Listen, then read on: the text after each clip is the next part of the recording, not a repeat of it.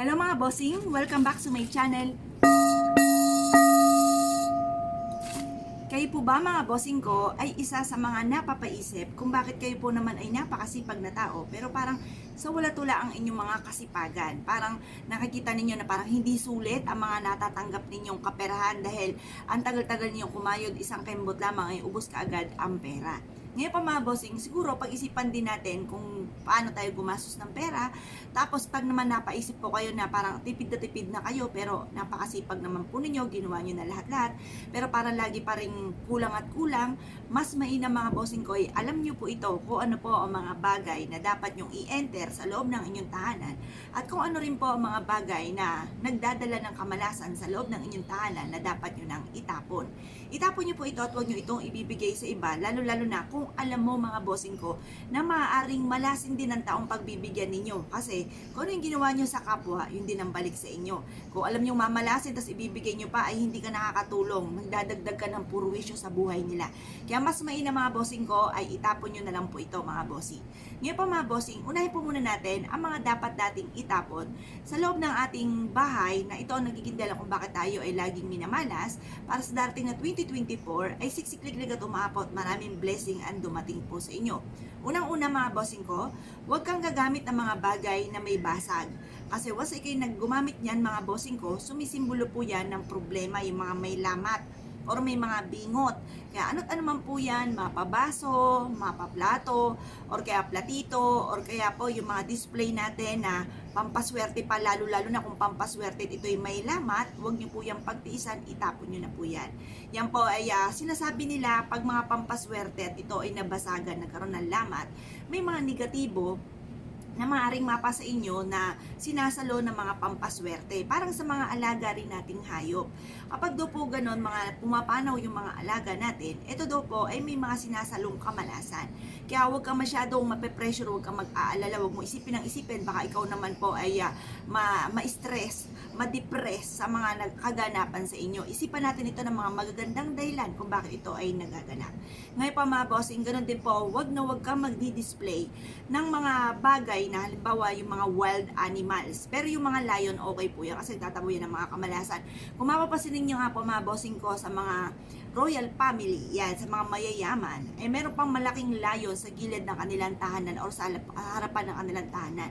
Yan po yung nagtataboy ng malas. Yung mga iba na kagaya na halimbawa, sungay, halimbawa ng yung mga nakikita natin ng mga iba't ibang sungay, yon ano rin po yan, malas din po yun. Lalo na yun sa totoong animals na i-display yung mga sungay, yung mga ganun, malas din po yan. Ganun din po mga bossing ko yung mga matitilos na bagay, kagaya ng mga kutsilyo, espada, mga palakol, yung mga ganyan. May mga taong ganun na parang may collection po siya. Pero wag mo tong ilalagay sa harapan ng inyong tahanan or kaya sa salas, pagbukas pa lamang ng pintuan, nakabungad ka agad itong mga collection yung ito, wag nyo po yung gagawin. Dahil yan po ay sumisimbolo ng karahasan at away-away sa loob ng inyong tahanan. Kapag ganyan sa inyong pamumuhay sa ngayon, at meron kang ganyan, itago nyo po siya, ilagay nyo siya sa isang kwarto na nandun lahat yung collection po ninyo, wag sa harapan ng inyong tahanan. Yan po mga bossing ko, sa darating na 2024, baguhin po natin para bago sumapit ang 2024, ay mawala na yung mga ganyang sitwasyon sa inyo. Kasi minsan may kaugnayan sa nakalagay sa loob ng ating tahanan mga bossing. Ganoon din po mga bossing ko, kung ikaw po ay meron pong orasan na may iba't ibang hugis, kagaya ng mga octagon, dati-dati ganyan ang aming orasan. Bagamat alam ko mga bossing, basta nagustuhan ko lamang yung orasan na yun, kaagad namin itong binili. Kasi kapag maraming sulok ang orasan ninyo, importante ang orasan sa loob ng inyong bahay, mas magiging magulo ang isipan ng miyembro ng pamilya. Nagkakaroon madalas ng mga pagtatalo. Kaya kapag meron kong ganyang orasan, yan po ay itapon nyo na. Huwag nyo nang ibigay dahil hindi ito makakatulong sa bibigyan ninyo bagkus ay maaari pa po siyang malasin. Kaya itapon nyo na. Kung hindi maganda ang may dudulot sa inyong kapwa, itapon nyo na po yan. Ganun din po mga bossing ko, yung mga matitinik na bagay, kagaya ng mga cactus. Huwag kang maglalagay ng ganyan sa harapan ng inyong tahanan. Or kaya po yung mga gumagapang. Yung mga gumagapang, ako po mga bossing, meron ako sa gilid na aming bahay, hindi ko lang kung mabubuhay po ito, yung grapes. Kasi gusto ko na magkaroon ng grapes kasi dati nagbigyan ako sa nanay ng grapes. Ang dami niyang mamunga pero ang bunga nito kulay green, naubod naman ng asim, akala mo yung daig pa ang kalamansi. Parang natutuwa lang ako dahil ang dami-daming bunga mga bossing. Yan po, gustong-gustuhin ko man na ilagay sa harapan ng aming tahanan sa may bakod, ayaw ko naman at masama yung mga gumagapang sa harapan ng bahay. Kaya ako po mga bossing ko dito, simpleng-simple lang, tinanim ko sa harapan namin, Royal Palm. Kumbaga isang diretsong pataas ng pataas, naman tagumpay sa buhay. Ganun po, huwag kang magano ng mga gumagapang, ganun din yung mga malalaking puno na napakadaming sanga na magdidilim ang inyo pong harapan ng tahanan. Kasi once na nagdidilim, hindi nakakapasok yung liwanag na sinag ng araw, malas din po yan mga bossing. Kung ganyan na sitwasyon, putulin nyo na siya ngayon bago matapos ang 2023 para pumasok ang liwanag sa inyo sa 2024 para makamit kaagad ang mga pangarap sa buhay. Kasi minsan mapapaisip po kayo masipag naman po kayo. Kayo po ay madiskarte, kayo po hindi nakakalimot magdasal. Pero bakit ganon? Parang minamalas pa rin mga bossing. May mga ganong pagkakataon kasi napagdaanan ko na rin po yan. Ngayon pa mga bossing, kapag ganyan na sitwasyon, bagubuguhin na po natin, mangarap tayo ng mataas at yung mga tipo na yung nangihinayang ka sa mangga mga bossing ko dahil marami itong bunga kada panahon ng tagmangga, huwag kang manghinayang, makakabili ka pa niya kahit kaing-kaing na mangga, marami pang pera darating sa inyo, huwag mong panghinayangan yung nagpapadilim ng inyong puntahanan dahil malas ang dulot po niyan. O yan po yung mga ilan sa mga pinakamayor yung mga na hindi maganda sa ating tahanan. Siya nagiging dahilan kung bakit minamalas. O ito naman mga bossing ko yung mga swerte. O teka muna, bago ko po anuhin muna yung swerte, kung ano yung mga halaman, baka kayo bago sa ating channel, hindi nyo pa alam ito, at hindi nyo alam yung mga halaman na nagpapadilim o nagbibigay ng kamalasan, kagaya ng mangga, langka, chiko, ano pa ba, yung mga may mga tinik, alam niyo na kung tignan niyo yung mga halaman na may tinik, hindi yan pwede sa harapan. Ganon din po mga bossing ko yung peras, ganon din po mga bossing ko langka, lalo na dahil ang bunga nito ay napakaraming tinik at napakarami pandakta. Nako, isa po yan sa malas din. Yan po yung mga ilan sa mga malas. O ito naman yung mga swerte mga bossing. Lagi yung tipo ba na alam nyo na mapapaigi naman ang buhay po natin na hindi kayo mamalasin ang sinasabi ng swerte at alam nyo, pakiramdam nyo yung swerte nga o i-enter nyo po ito mga bossing ha. Ito po ay bagay ayon din sa aking mga nalalaman at ayon din sa mga ginawa ko, in-apply ko sa amin mga bossing. Unang-una mga bossing, inalis ko muna mga bossing ko at tinuturo ko rin po sa amin dito mga bossing na bawal po ang nega.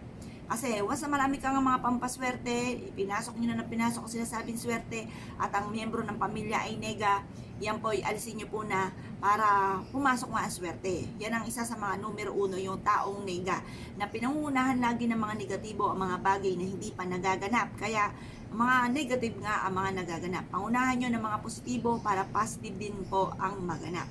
Pagkatapos mga bossing ko, sa harapan ng inyong tahanan, kailangan manatili lagi na malinis. Walang kalat-kalat mga bossing kasi una, nagpapagulo ng ating isipan kapag napakagulo ng ating kapaligiran. Yan ang isa sa mga pinakamayor kapag halo-halo. Lalo-lalo na rin po mga bossing ko kung sa main door ninyo, pagbukas ng inyo pong main door, ang daming mga nakaharang sa likod ng pintuan at hindi mo mabuksan ng maayos ang inyo pong main door. Isa rin yan sa mga negative. Kaya hindi po ang swerte ay tuloy-tuloy dahil maraming mga nakaharang sa pintuan pa lang ninyo. Ngayon po mga bossing, alisin ang mga nakaharang sa likod ng pintuan. Hindi po yan maganda.